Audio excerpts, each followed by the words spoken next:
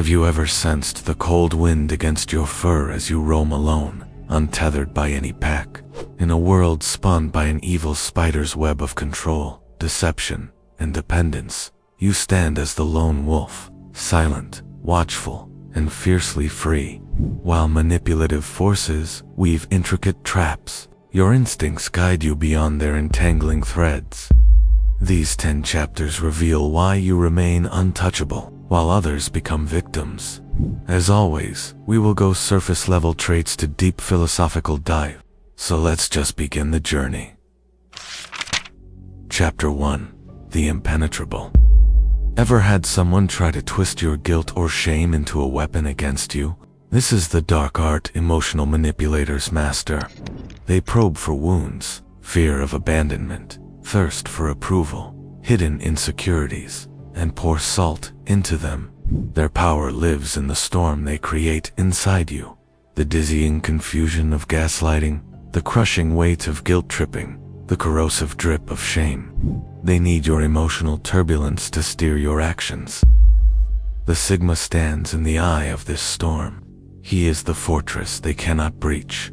Where others might crumble under accusation or spiral in self-doubt, the Sigma's inner landscape is unnervingly still. It's not numbness, it's profound emotional sovereignty.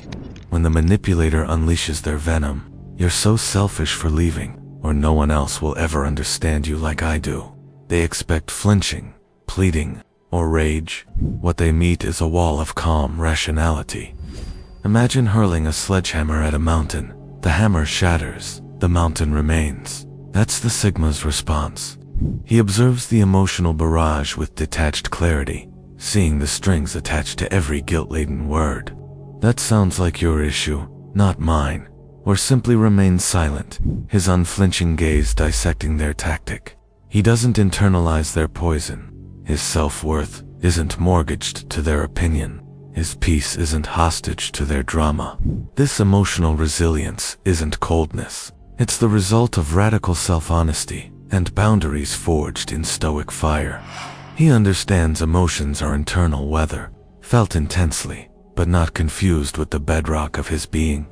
As Marcus Aurelius reflected, you have power over your mind, not outside events. Realize this, and you will find strength. The Sigma embodies this. He controls the inner citadel. This terrifies the manipulator. Their entire arsenal relies on triggering your inner chaos to gain control. Against the Sigma, their guilt trips evaporate in the face of his quiet certainty.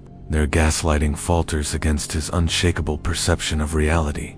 Their attempts to provoke him reveal only their own desperation. They are left screaming at a fortress, their most potent weapons useless. Without the leverage of your emotional reaction, their power vanishes. The Sigma's calm isn't passive, it's an active dismantling of their core strategy. He doesn't just refuse to play their game, he proves the game itself is built on sand. Chapter 2. The Unpredictable Mind. You ever notice how some people seem to have your reactions mapped out before you even speak? How they lean in with that knowing smile, already crafting their next move based on what they expect you to do. Manipulator weaves plans like a spider spins silk, expecting every victim to dance along predictable lines. But you are the wild stallion that shatters the web. Nietzsche warned that those who know the why of their existence can endure almost anyhow, beyond good and evil. And you take this to heart, guided by an inner compass rather than external pushes and pulls. Most men are prisoners of their own predictability. They follow the same emotional scripts, respond to the same triggers, and fall into the same traps their entire lives.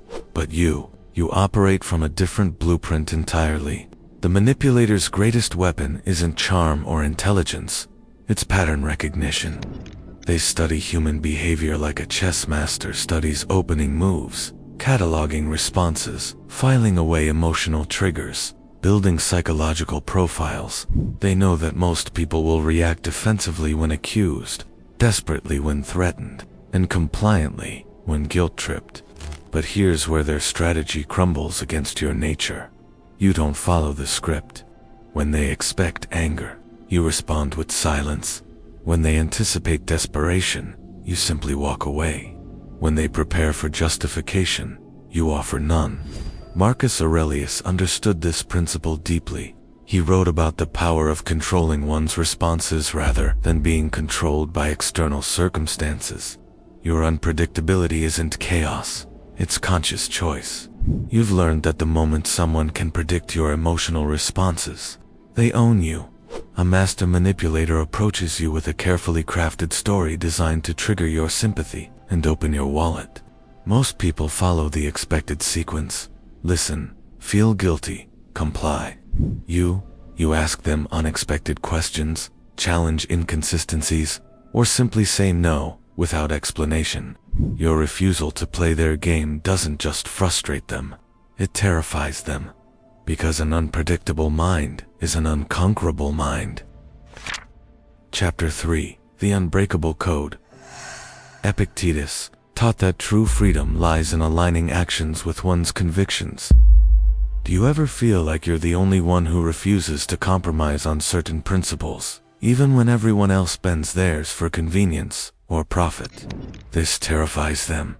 Evil needs flexibility. The Sigma carries an inner constitution. He is the judge they cannot bribe.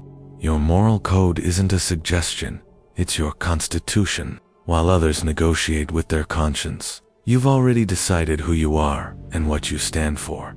Most people operate with flexible ethics, adjusting their principles based on circumstances, social pressure, or personal gain.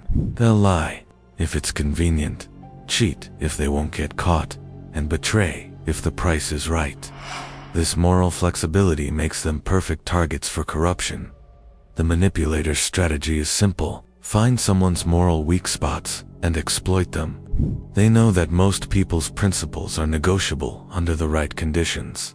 Your principles aren't based on what others expect, what society rewards, or what feels good in the moment.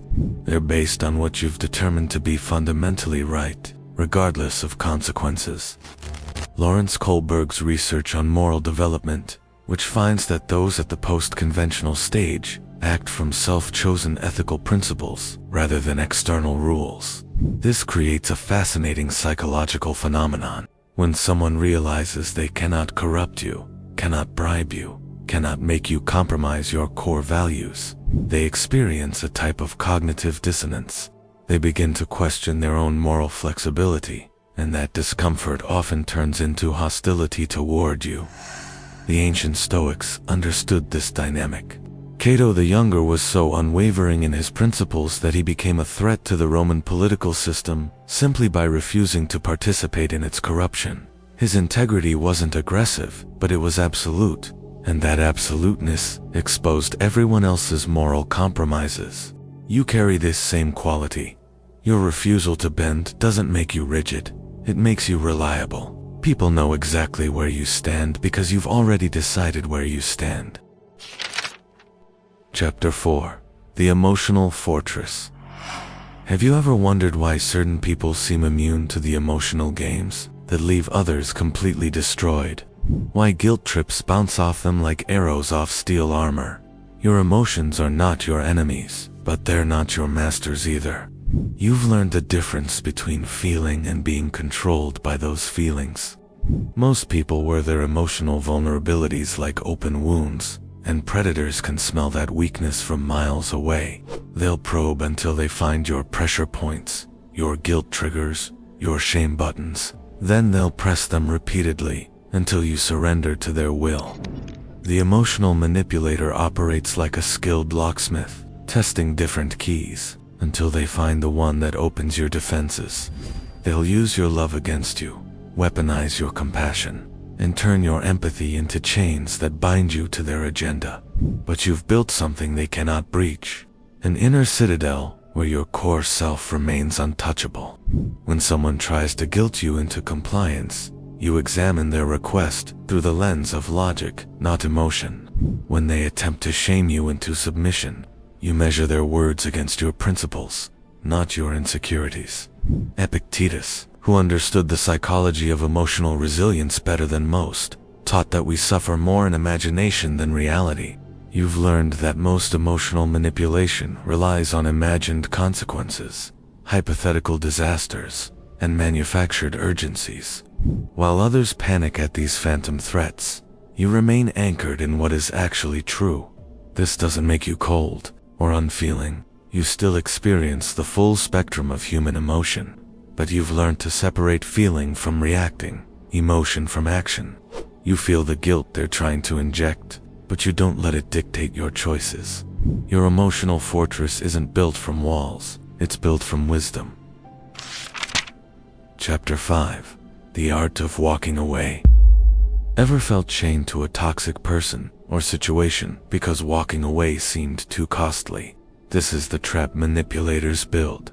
They engineered dependency, financial shackles, emotional debt, social isolation, until you feel trapped. Their power feeds on your fear of loss, the dread of loneliness, financial ruin, or social exile. Convince you the cage is safer than the unknown. They make you believe that leaving will cost you everything, that you need them more than they need you, that your survival depends on their approval or support. Watch how they operate. First, they create artificial scarcity, making you believe that what they offer is rare and irreplaceable. Then they gradually increase your investment, emotional, financial, or social, until the thought of walking away feels like losing everything you've worked for. But you've discovered something that terrifies them to their core. You are not afraid of starting over.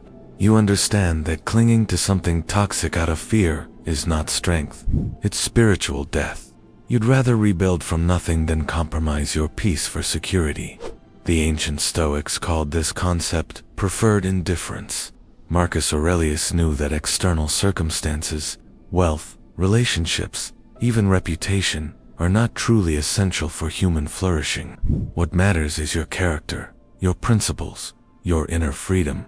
The Sigma sees the cage. He walks through its open door, where others agonize over escape, paralyzed by imagined consequences. The Sigma possesses a radical freedom, detachment without remorse. If a relationship becomes a battlefield, a job, a soul-crushing grind, or a social circle, a viper's nest, he leaves, not in a blaze of drama, but with the quiet finality of turning a page. He doesn't negotiate his peace, he protects it. Imagine a chessboard where a player suddenly stands up, declares "This game bores me," and walks out. The opponent isn't defeated, he's irrelevant. Manipulators rely on your belief that enduring their toxicity is better than facing the void. The Sigma knows the void holds more dignity than their poison. He's rebuilt before, he'll rebuild again. Like a Stoic, discarding an unhealthy impression, he refuses to let external chaos dictate his inner peace. Seneca wrote of the power found in voluntary discomfort, training oneself to need little. The Sigma embodies this. He's mastered the art of needing nothing from them. No validation, no financial lifeline, no social safety net they control. This shatters the manipulator's core weapon, the illusion of scarcity. Controllers and manipulators build invisible prisons, not with bars and locks, but with dependencies and attachments. You cannot control someone who chooses freedom over their fabricated consequences. Their fear isn't that he leaves, it's that he proves the cage was always just an option, not a necessity. Chapter 6. The Human Lie Detector. Ever trusted someone's smooth words, only to later feel a twist in your gut you ignored? That's the venom of deception, a manipulator's native tongue. They weave half-truths, perform charm offensives, and bury malice behind rehearsed smiles.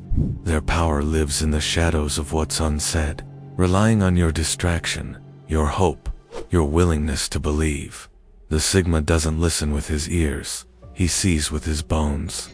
Where others get lost in the performance, the confident tone, the flattery, the grand promises, the Sigma's gaze locks onto the cracks, a flicker of contempt in a smile, a rehearsed pause masking calculation, the slight tremor in a hand claiming calm. He decodes the subtext, they never speak. Think of a hawk circling high above a field, where rabbits see only grass. The hawk spots the twitch of a tail, the disturbed earth, the predator hidden in plain sight. The Sigma is that hawk. Manipulators rely on the noise of emotion or social pressure to drown their tells.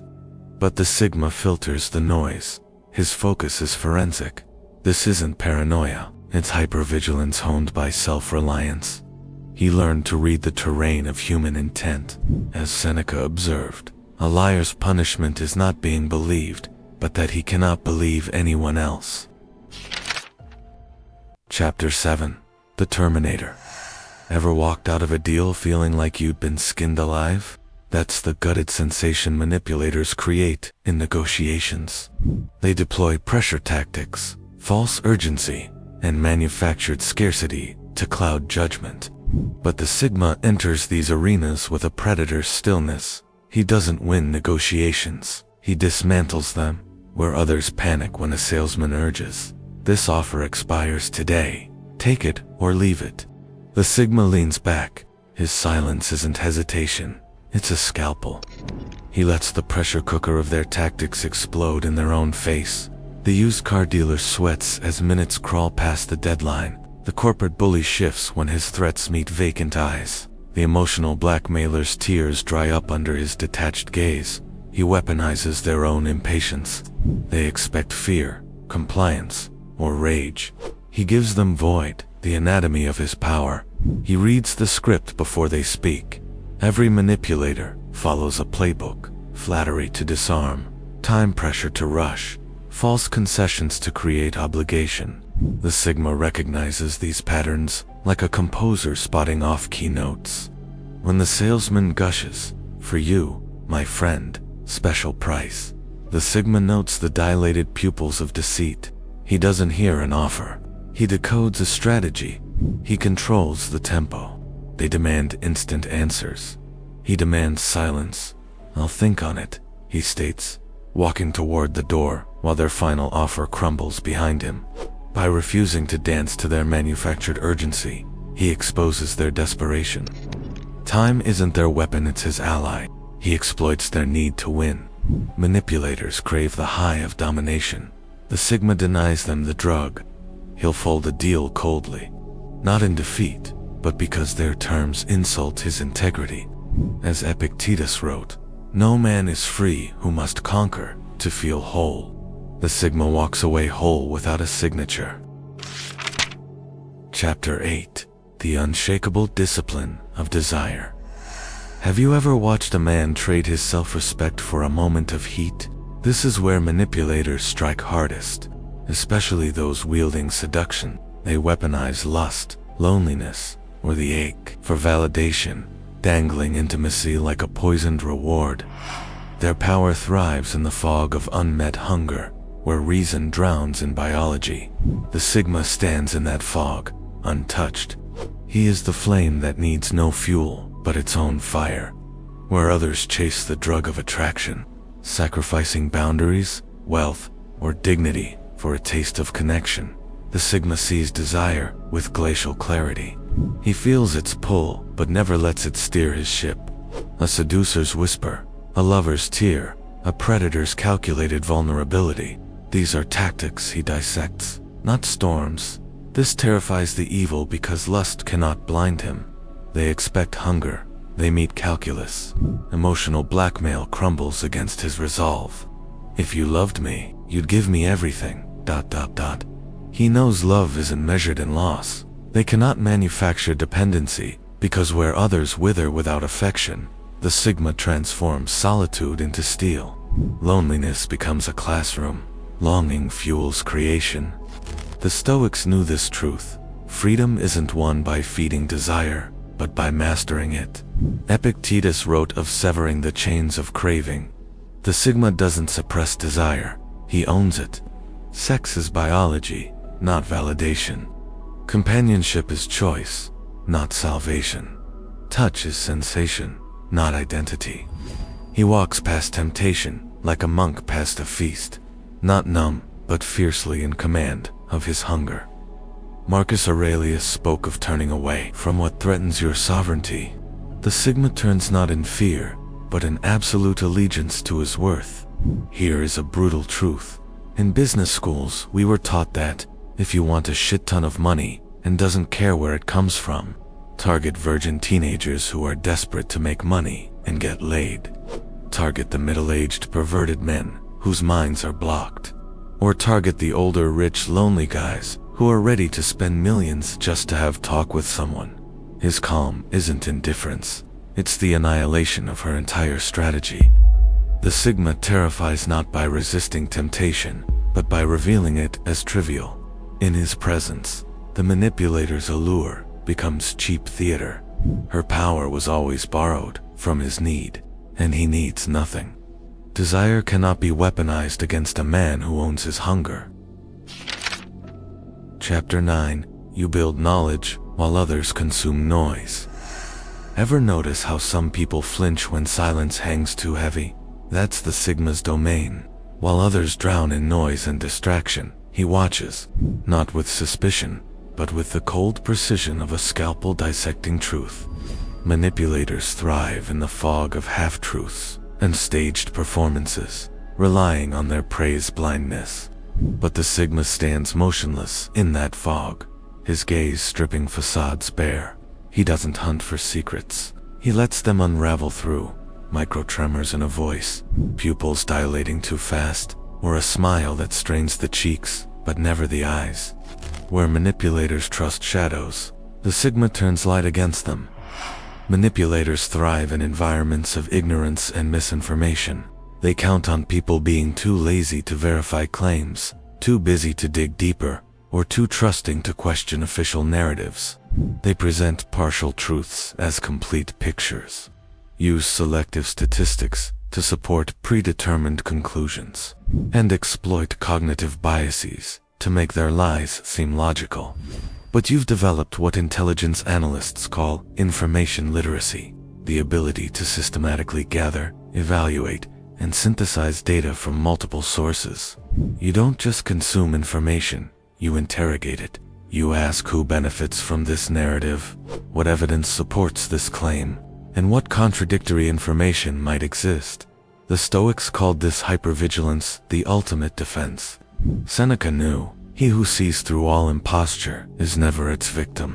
The Sigma observes not to control, but to understand, and understanding dissolves manipulation.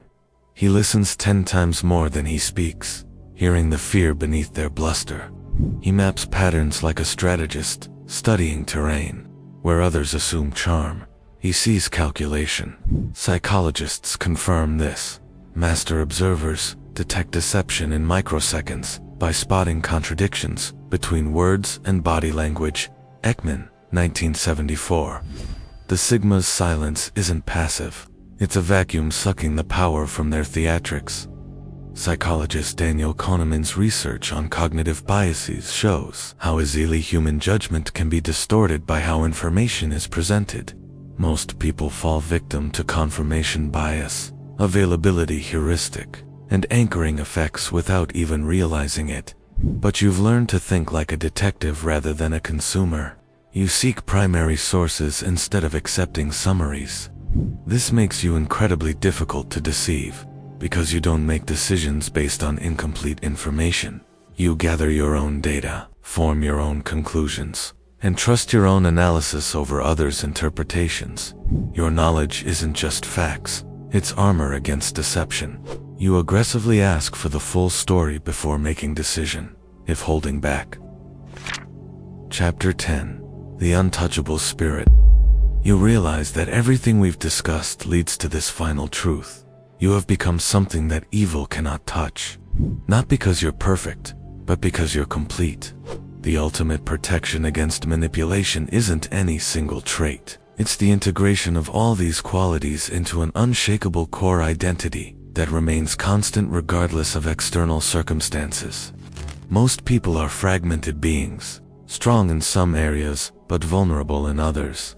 A manipulator only needs to find one crack in the armor, one unguarded weakness, one moment of desperation or desire to gain entry. They'll probe until they discover whether you're motivated by fear, greed, loneliness, pride, or insecurity, then exploit whichever vulnerability they find. But you've achieved something rare, Psychological integration. Your unpredictability isn't chaos, it's conscious choice. Your emotional resilience isn't coldness, it's wisdom. Your independence isn't isolation, it's self-sufficiency. You've become a complete system with no exploitable weaknesses, because every strength reinforces every other strength. Robert Greene understood this principle in his 48th law of power: assume formlessness.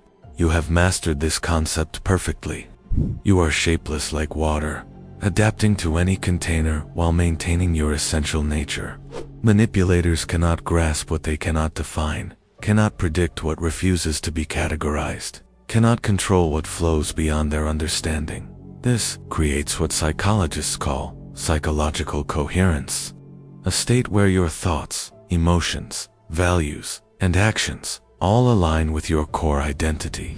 Yet paradoxically, this strong foundation allows you to be infinitely adaptable on the surface. Your base is granite, but your form is fluid. Viktor Frankl observed this phenomenon in concentration camps, noting that some prisoners remained psychologically unbroken despite extreme circumstances because they had found meaning that transcended their situation, like water that can freeze into ice or evaporate into steam while remaining fundamentally water. You maintain your essential nature while adapting to any situation. When someone tries to manipulate you, they're not just dealing with isolated traits, they're confronting an integrated personality that has already decided who it is and what it stands for. Yet they cannot pin you down, cannot predict your responses, cannot force you into the boxes. You are simultaneously everywhere and nowhere, present and elusive. The ancient Stoics called this ideal the sage, a person who had achieved complete alignment between wisdom and action. While perfection may be impossible, you've come close enough to become essentially immune to the psychological warfare that destroys most people. You have become untouchable, not because you're unreachable, but because you're ungraspable. Thanks for watching.